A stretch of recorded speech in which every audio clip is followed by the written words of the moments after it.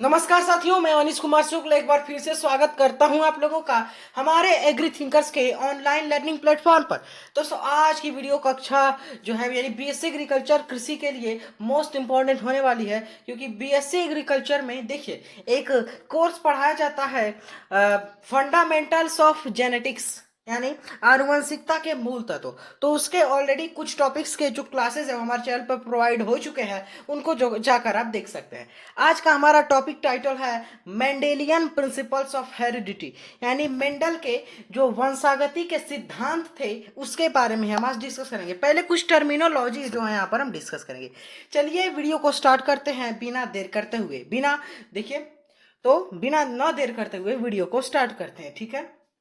देखिए यहाँ पर the basic physical and functional unit of heredity. अगर आप कोई कहे कि जीन जो होता है उसको आप एक सेंटेंस में हमको बताइए, तो एक सेंटेंस में आप जीन को ऐसे यानी उसको डिस्क्राइब कर सकते हैं कि द बेसिक फिजिकल, ठीक है, and functional unit of life, यानी जीवन की बेसिक यानी आधारी, जीवन की आधारी भौतिक एवं कार्यात्मक इकाई जो है उसको जीन कहते हैं, ठीक है। यानी the basic physical and functional unit of heredity, यानी आनुवंशिकता की वंशागति की आधारी भौतिक और क्रियात्मक इकाई जो है जीन कहलाती, ठीक है।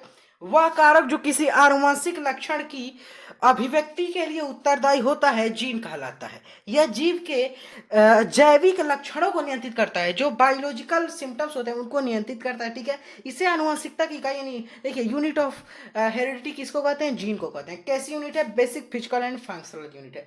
मेंडल ने जीन के लिए कारक यानी फैक्टर शब्द यूज किया था। हमने इंट्रोडक्टरी क्लास में बताया था कि जीन जो टर्म है वो जॉनसन ने दिया था, ठीक है। जॉनसन ने देखिए 1909 में जीन शब्द दिया। जीन गुणसूत्रों पर रेखीय रूप से उपस्थित होते हैं। फिर देखिए एलिल क्या होते हैं?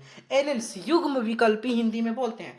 देखिए इसको अल्टरनेटिव फॉर्म ऑफ जीन एक सेंटेंस में आप कह सकते हैं, ठीक है।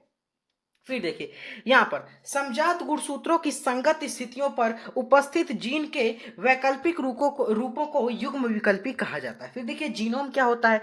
यह एक जीन में अगुणित गुणसूत्रों का पूर्ण समुच्चय है। यह पूर्ण आनुवंशिक सूचना प्रदान करता है जो जीव को आवश्यकता यानी जीव को आवश्यकता होती है कार्य करने के लिए, ठीक है। The entire set of DNA instructions is found in a cell, इसी को कहते हैं जीन। देखिए जीनोम जो है ये entire set of DNA instructions found in cell, यानी किसी भी कोशिका में डीएनए का जो एंटायर सेट है जो पाया जाता है इंस्ट्रक्शन का, उसी को जीनोम कहते हैं, ठीक है।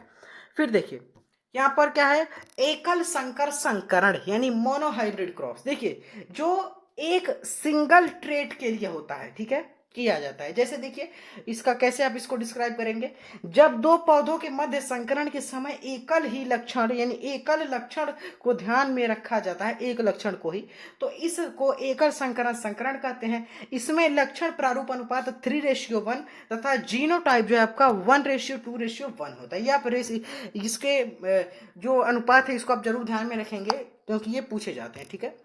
ये अनुपात दोनों फॉर सिंगल और ओनली ट्रेट, ठीक है। इसमें capital T into small T ऐसे इसमें हाइब्रिडाइजेशन कराया जाता है। देखिए द्विसंकर संकरण डाई हाइब्रिड क्रॉस क्या होता है? देखिए जब दो पौधों के मध्य संकरण के समय दो लक्षणों को ध्यान में रखा जाए, देखिए एक लक्षण को ध्यान में रखा जाएगा मोनोहाइब्रिड क्रॉस, और दो पौधों के मध्य संकरण के समय दो लक्षणों को ध्यान में रखा जाएगा तो वो डाइहाइब्रिड क्रॉस है, ठीक है। और इसमें लक्षण प्रारूप अनुपात 9:3:3:1 होता है तथा जीनोटाइप रेशियो 1:2:4:1:4:1:1 होता है। फॉर मल्टी ट्रेट देखिए फॉर सिंगल ट्रेट तो वो monohybrid cross, for multi trait तो डाइहाइब्रिड क्रॉस।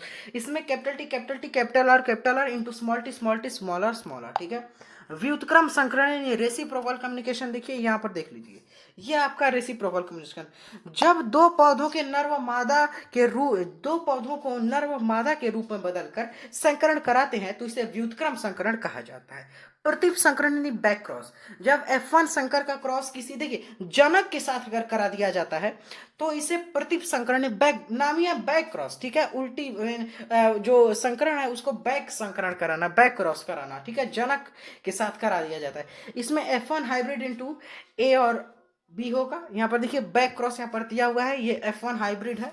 तो अब देखिए टेस्ट क्रॉस यानी परीक्षण संकरण, जब F1 संकर का क्रॉस उसके अप्रभावी जनक के साथ कराया जाता है, जो परीक्षण संकरण। देखिए अगर जनक के साथ कराया जाएगा तो उसे बैक क्रॉस, अप्रभावी यानी रेसेसिव जनक के साथ कराया जाएगा तो उसको बोलेंगे हम यहाँ पर टेस्ट क्रॉस, ठीक है। एकल संकर संकरण का परीक्षण अनुपात जो है 1:1 आता है, जबकि द्विसंकर संकरण का परीक्षण रेशियो जो है 1:1:1:1 आता है।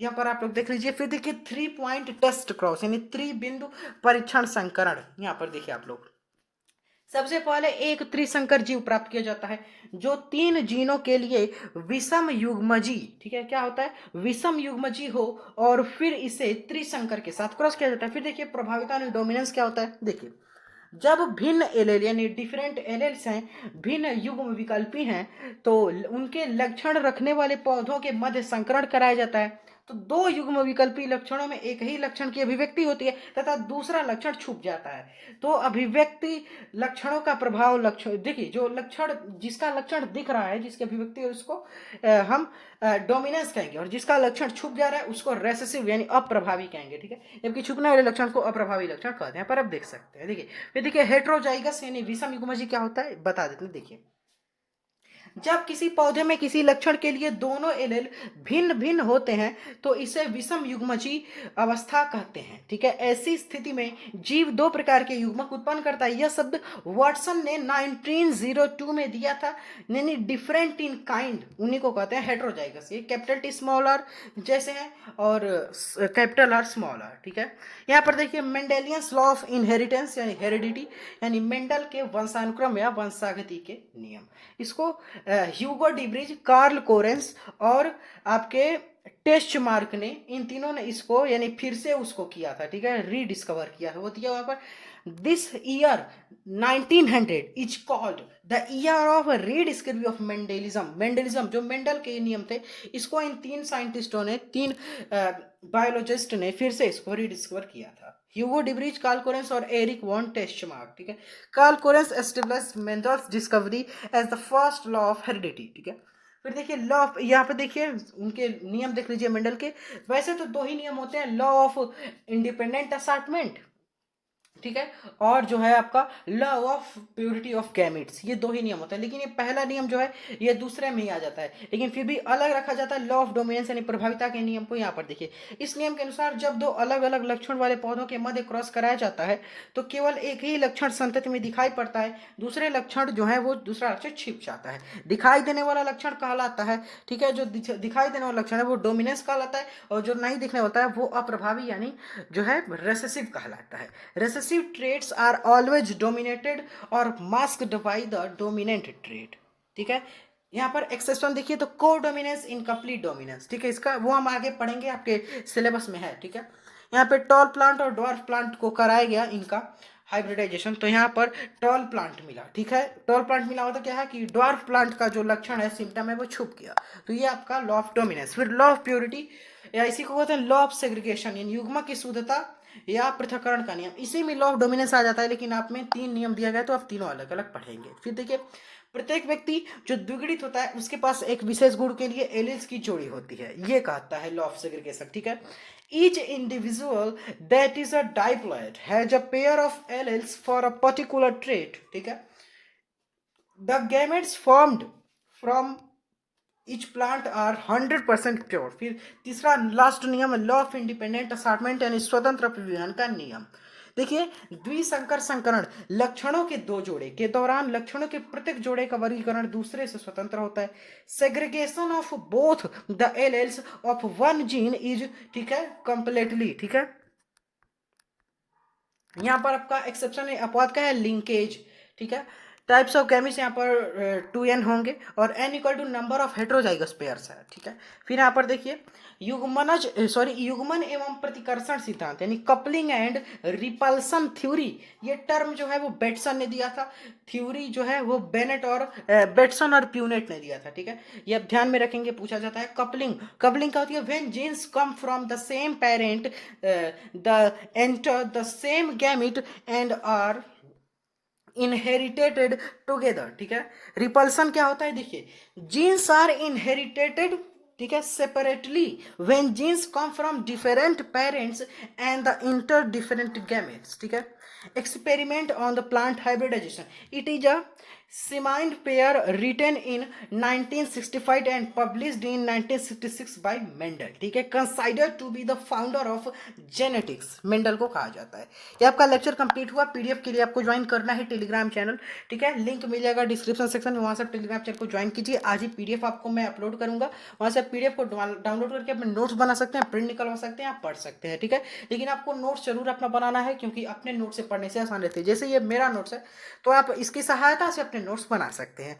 और व्हाट्सएप ग्रुप का लिंक भी डिस्क्रिप्शन सेक्शन में ऊपर ही मिल जाएगा टेलीग्राम चैनल लिंक के साथ। तो व्हाट्सएप ग्रुप के लिंक को भी, व्हाट्सएप ग्रुप को भी ज्वाइन करें, वहाँ से अपनी क्वेरीज जो है वो आप हमसे पूछ के अपनी सॉल्व करा सकते हैं। आपको किसी और जन पर हम कोशिश कर रहे हैं कि भटकने की जरूरत ना पड़े।